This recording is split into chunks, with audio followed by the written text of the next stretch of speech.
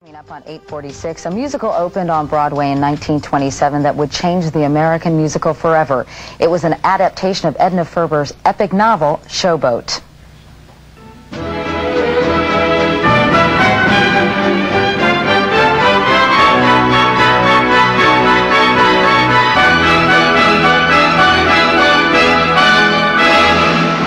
Showboat's story spans a 40-year period, moving from the deep south of the 1880s to the Chicago of the roaring 20s. It was a breakthrough musical, blending serious themes with lively choreography and soaring melodies. Now a brand new production of Showboat is coming to Broadway.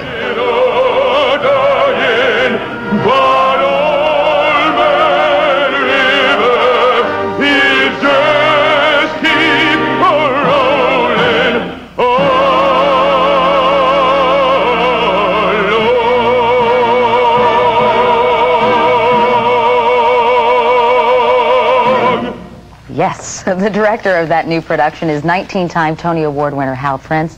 Hal, good morning. Congratulations. Welcome to today. Boy, I get inspired just hearing that very little bit of Showboat. It's fun to look at the promos just then, all the old photographs and stuff. Yeah, that's what I had to look at preparing the show. You know, when I think about Showboat, the word that comes to mind for me is rich. Yeah. Does that seem appropriate to you? It's epic. It's an amazing thing because it was presented first in 1927. And it was the forerunner of all the musicals that followed, the whole new strain of American musical theater. Seriousness, dealing with subjects, the amount of music in it that we all still know. Plus, there's a lot of new music no one's ever heard before. Yeah, in fact, I read that it will be heard for the first time in New York. Absolutely. Some numbers that were taken out for one reason or another. Which is called Misery's Coming Around, is incredible. And they didn't use it in 27 because musicals were not that serious. Today we're quite used to that, you know, with Carousel and Oklahoma and West Side Story and so on. We wouldn't think twice about putting such a number in, but they actually put it aside.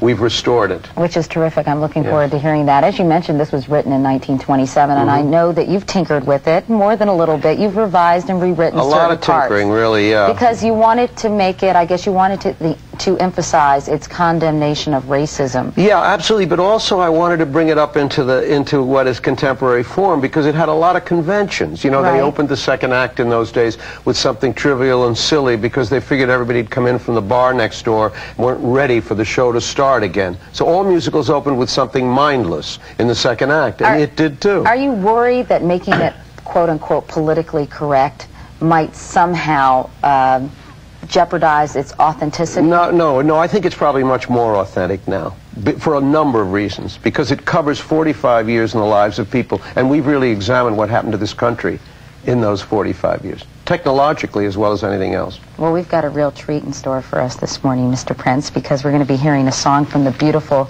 score of Showboat. Leonette McKee is one of the stars of Showboat, and she is going to sing Can't Help Lovin' That Man of Mine, accompanied at the piano by Katie Couric. Leonette. Thank you.